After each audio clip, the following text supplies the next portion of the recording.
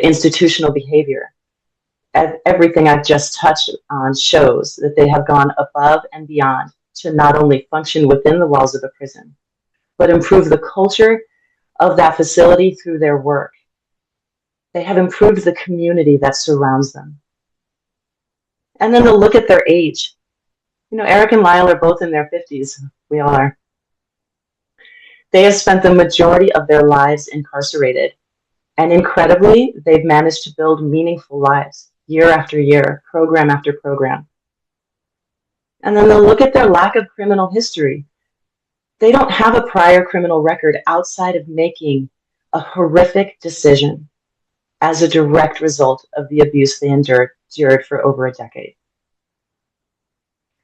The parole board must also factor in the fact that Erik and Lyle were still kids at the time of their actions. So Lyle was 21 and Erik was 18 at the time of the killings.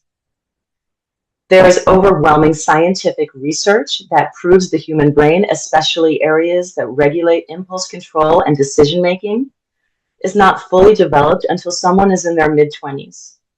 As the mother of a 17 and 18-year-old boys, I can attest to that as well.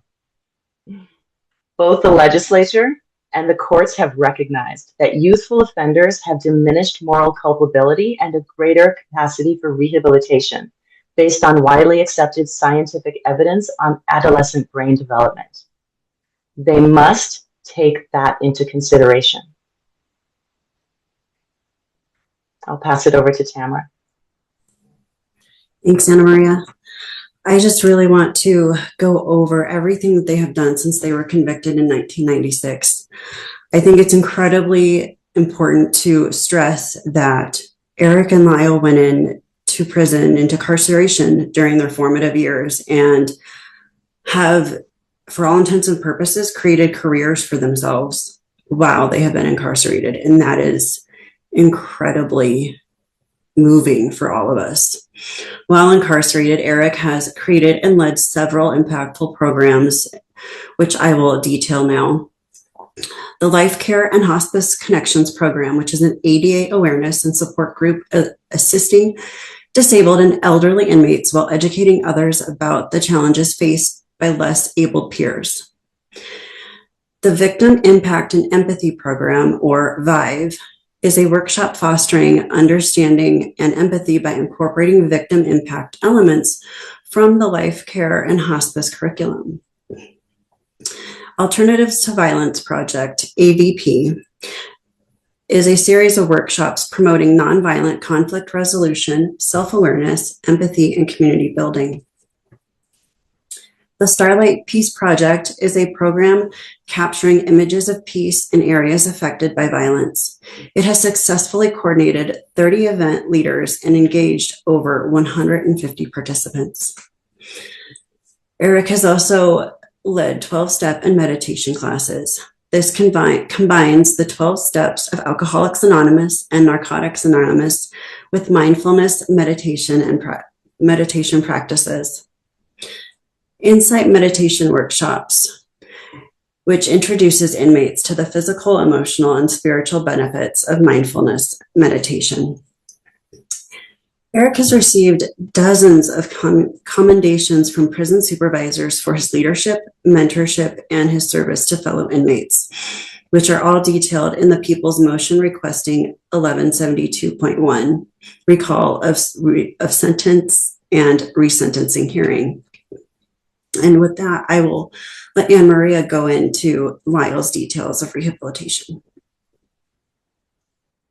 Thanks, Tamara. Lyle has also made significant contributions, creating and leading impactful programs. The Adverse Childhood Experience in Rehabilitation, ACER program, is a program helping offenders explore their childhood experiences and impact and contributions to criminal behavior.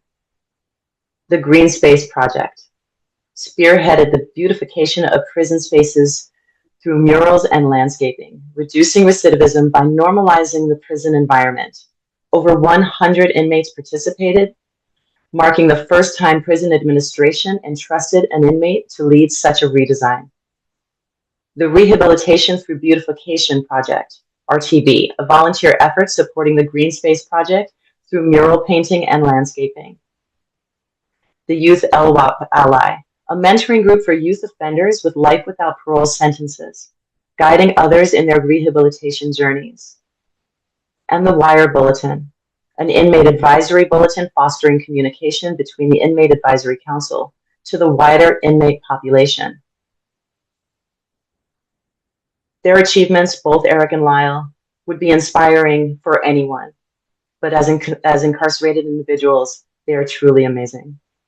And now I want to talk about the narratives painted by the district attorney at the press conference, which closely illustrated those presented at the first trial. First, no one is disputing the crime, not even Erik and Lyle.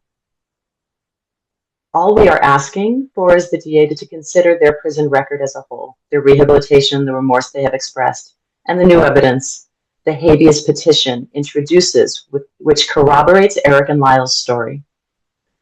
While we are not surprised that the district attorney took the stance that he did with the habeas petition, we were surprised to see it litigated the way that it was in the press, with the press.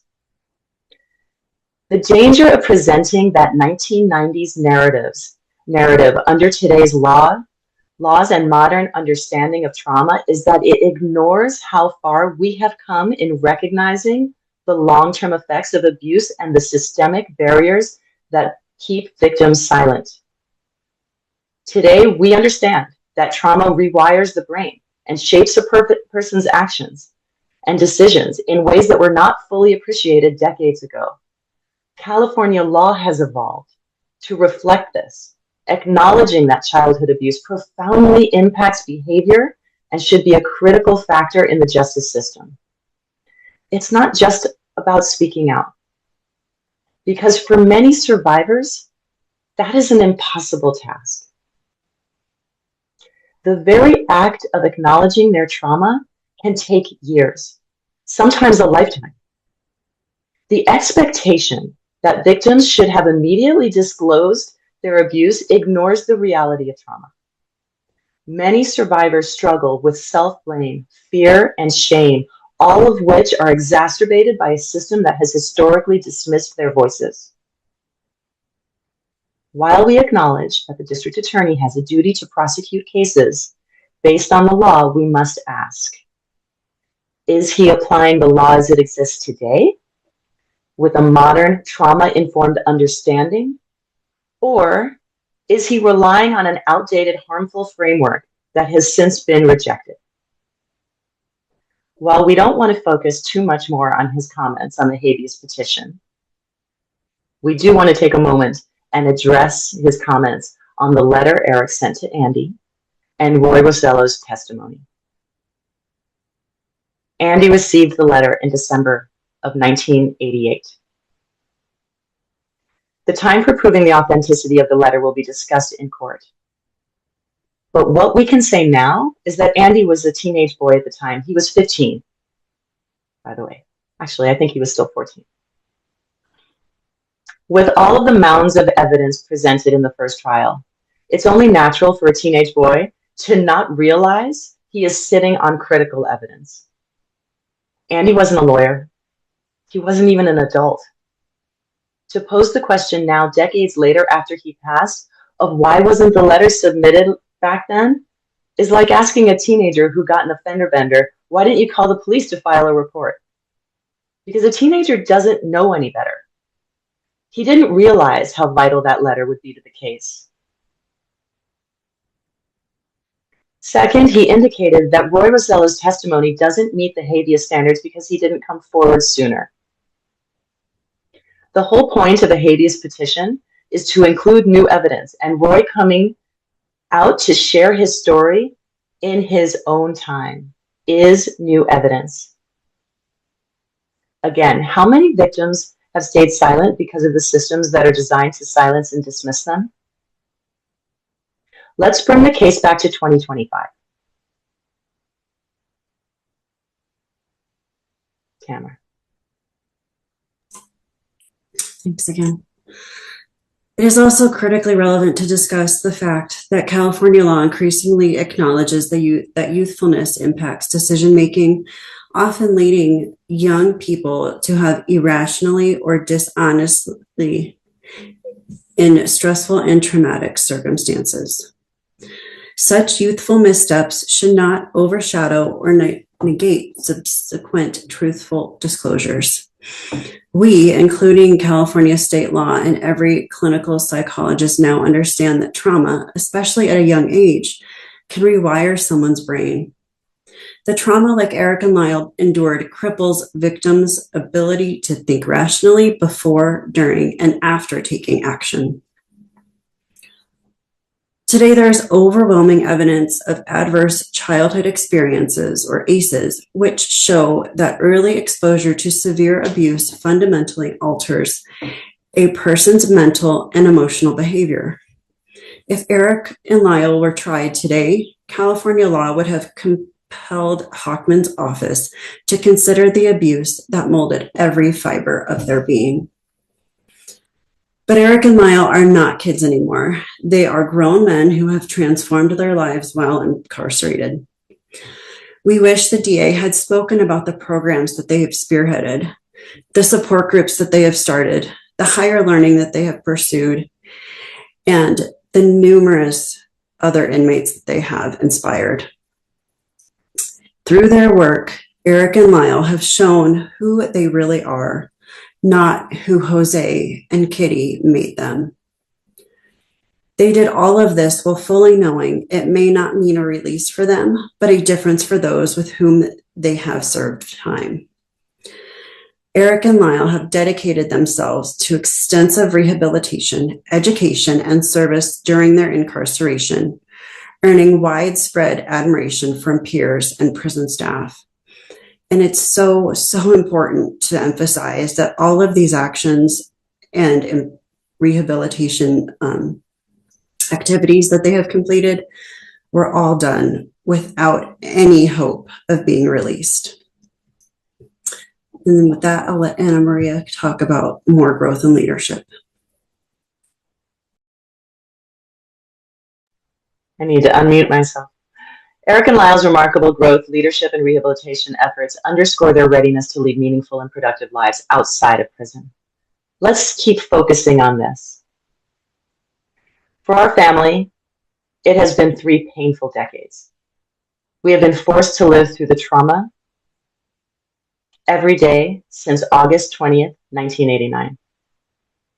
We have become victims in this process. We have been laughed at, ridiculed, and forced to relive the pain over and over again. We ask that people visit our coalition page at justiceforerikandlyle.org and sign the petition that's there. Thank you so much for your time. We'll open it up for questions. Again, as a reminder, please either raise your hand or submit your question to in the Q&A box that is at the bottom of the screen, and we will answer your questions. 1 second.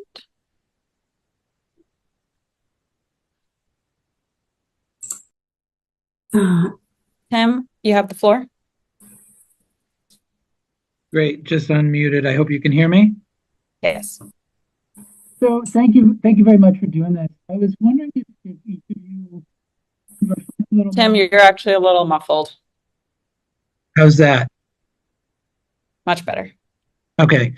I was wondering if each of you could reflect a little bit on their evolution in prison. And what I'm trying to get at is, was there like a specific turning point for each where they were at a crossroads and they decided to go in the direction of trying to turn their lives around? Because I imagine they didn't walk in the first day of their sentence and they're doing all these wonderful things. So I was wondering, was there a crossroads or a turning point where they went in that direction? If you could talk a little bit about that.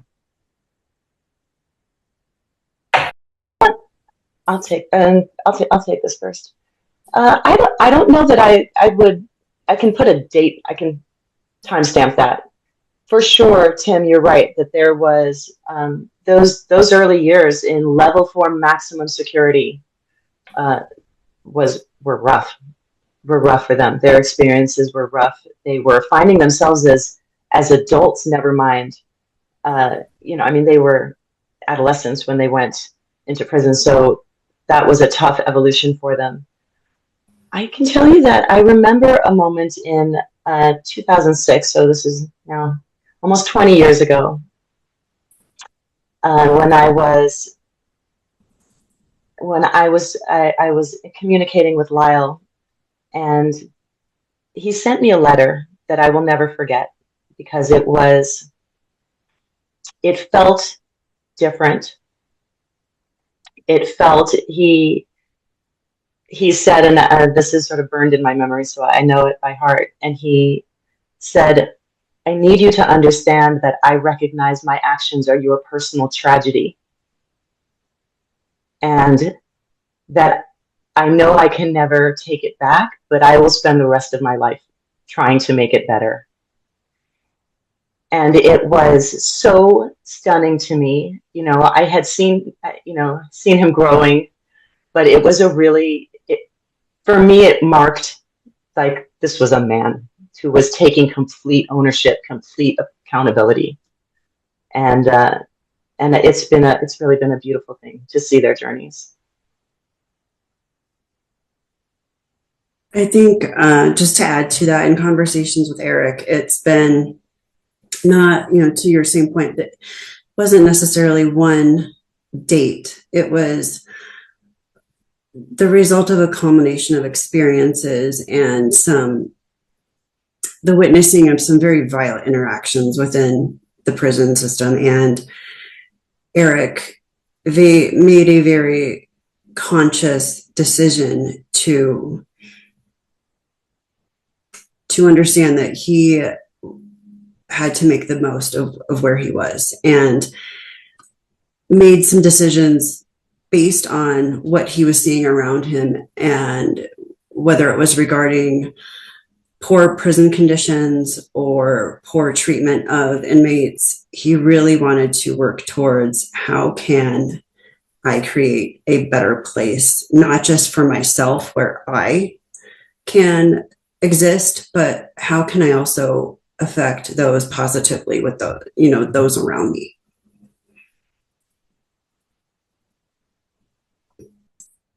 Thank you both. I'm going to call on Matt next. Matt, you have the floor. Hi, folks. Thanks for taking this, and thank you for doing this press conference.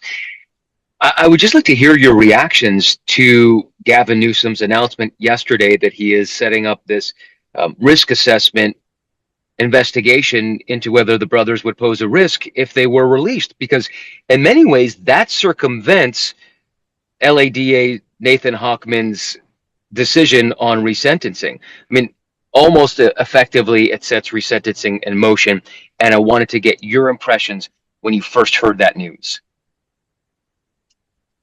I'll take this. I was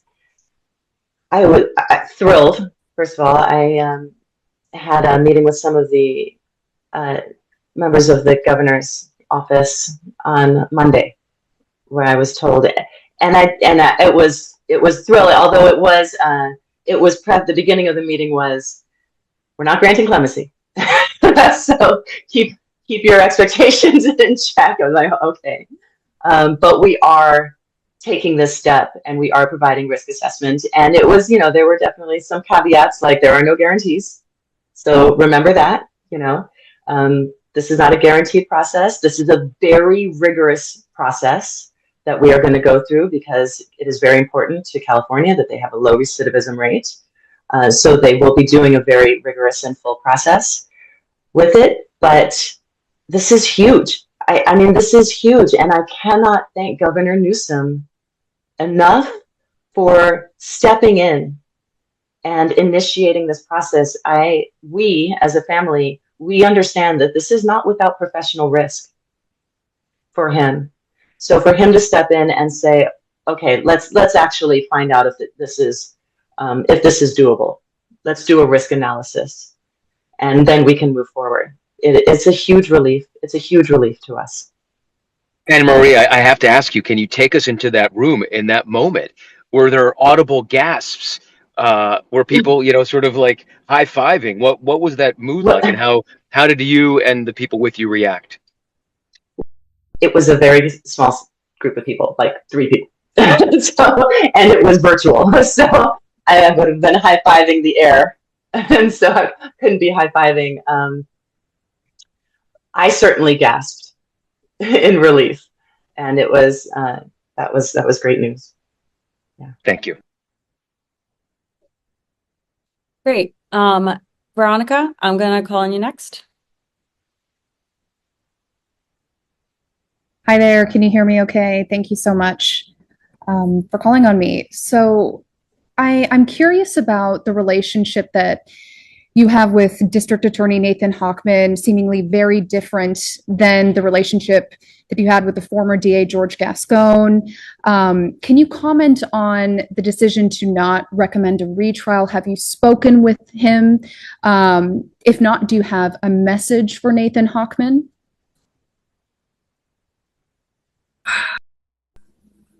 Jomi, the relationship is absolutely different. Gascon seemed much more open to modern thought processes of, where is the law today? What does compassionate look like? And what does trauma-informed practice look like? Very honestly, what we heard from the LADA's office the other day felt very disparaging. It felt like a continuation of the narrative from 1989. And very honestly, it was very frustrating. There have been so many developments that could have been brought into focus, and it was incredibly disappointing to hear that there was no mention of the rehabilitation, no mention of the positive contributions that Erik and Lyle have made to the prison system. And I say system because they have been in multiple facilities, each of them. So it's really important to recognize that and to know that they have had so many recognitions and commendations from the officers, and that went unnoticed by him, or at least he made it seem that way. So it was very, very disappointing, in my honest opinion. So, Anna Marie, I'll let you speak to that. Well, first of all, we, with the last administration, we worked with Brock and Nancy, were the ones who headed up that resentencing group, and that they were tremendous. They were really supportive, and they were very well informed about trauma. I think the press conference with the district attorney last Friday it felt extra hurtful because it was only a few weeks ago that dozens of us sat in his office and described to him the horror of being in this victim's family, with 35 years of being re-traumatized over and over and over. With my 85-year-old mother with cancer sitting 10 feet away from him, literally sobbing in front of him. And then to see him decide to go make a press conference that didn't have to be a press conference, and just in gruesome detail and even a little bit embellished. There were details that weren't even accurate as far as the original crime scene. So that felt really hurtful to a lot of us. And I do want to say that when I spoke with my cousins, it was very afterwards. They, didn't have a chance to see that live, but their biggest concern was that they had heard about it and how were we doing, because they knew that that would have been gut-wrenching for us, and it was. So that's my reaction. And to piggyback on what Anna Maria said, Erik had just said, we need you strong. And they both really mirrored our frustration, but they also said, let it go. We need to focus on moving forward. And so that is our focus. Thank you. Hannah, you now have the floor.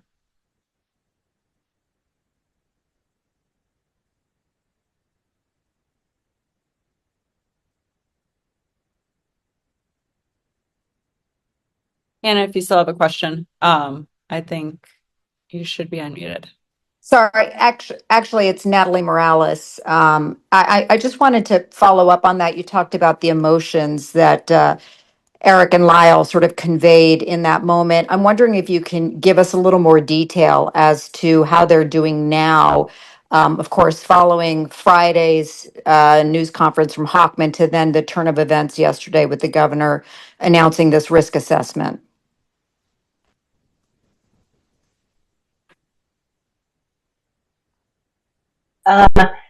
Cautious optimism, I think is really the way to say it.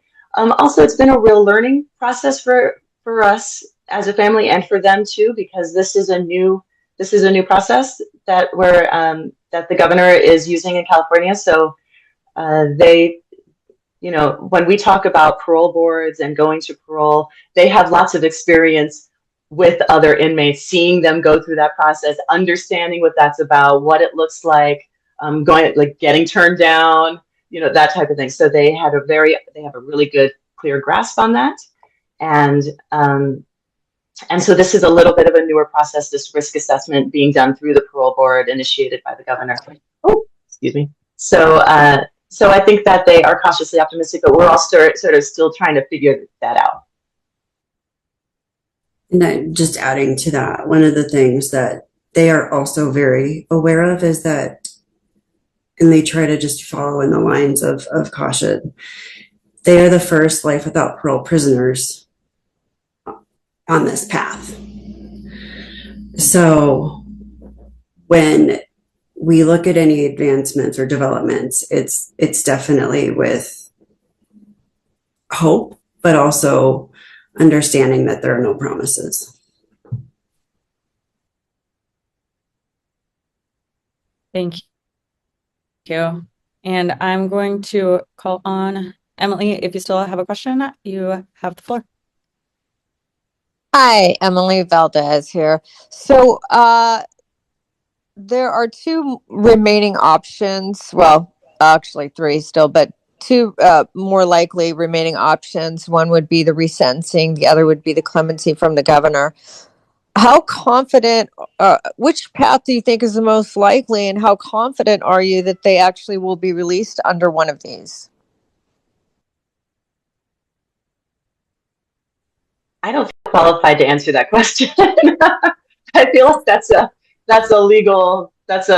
legal team question for me. I don't know what's more likely. I just hope something. That's it. Agreed. I feel the same. It's I wouldn't even know where to start with that other than we're just hopeful. And to know that we're now having a clear, direct response from Newsom is just, I think, beyond our expectation at this point. So knowing that there is a timeline that has been started by his initiation of this investigation, we're just holding on to that hope and moving forward as we can. And do you know if the governor's investigation will be done by the time their next court hearing on March 20th? That I don't know. I know that they have 90 days, but we have not been given any more information than just knowing that it's been initiated. Okay. And just for clarification, can you each clarify your relation to Lyle and Erik for me?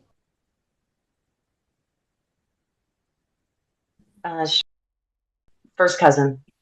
So Jose was my mother's brother. And I am a second cousin. My mother is Karen Vandermolen, which has been interviewed multiple times, but then my grandmother is Joan. So Jamie, you're up next. You have the floor. Hi.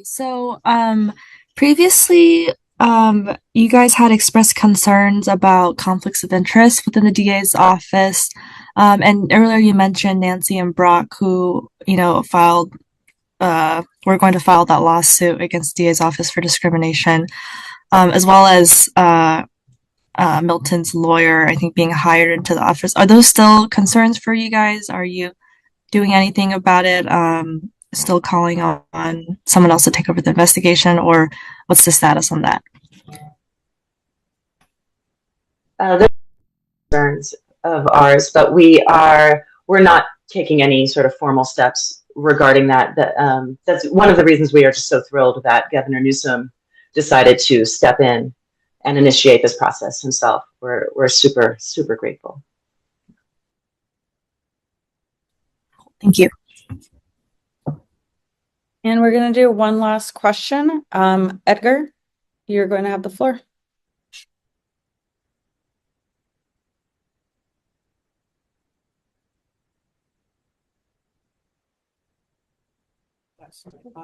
Hello, you hear me? Yes. Yeah, I'm Edgar Munoz. Have you thought of the possibility that if the verdict is not in your favor and Erik and Lyle continue in prison? And Ana Maria, do you speak Spanish? My newscast is in Spanish.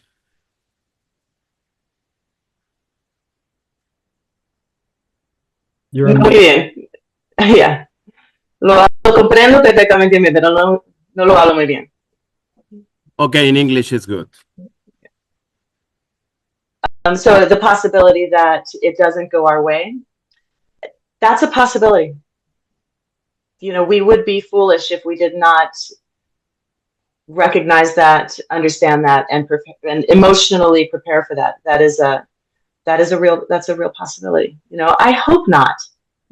Based on what we communicated today, I think it's quite clear that Lyle and Erik really do meet the standard for this process. So I'm grateful that it's going to be a non-political process. I'm grateful that it's going to be a transparent process, that everybody will have a chance to see the results. But you're right. You're right. There are no guarantees. That was also communicated very clearly from the governor's office. So we'll just have to see the investigation, how it goes, and the results. Thank you. And that brings our time to an end. Thank you, everyone, so much for joining. If you have any follow-up questions, please feel free to email me, and I'll get back to you. Bye, everyone.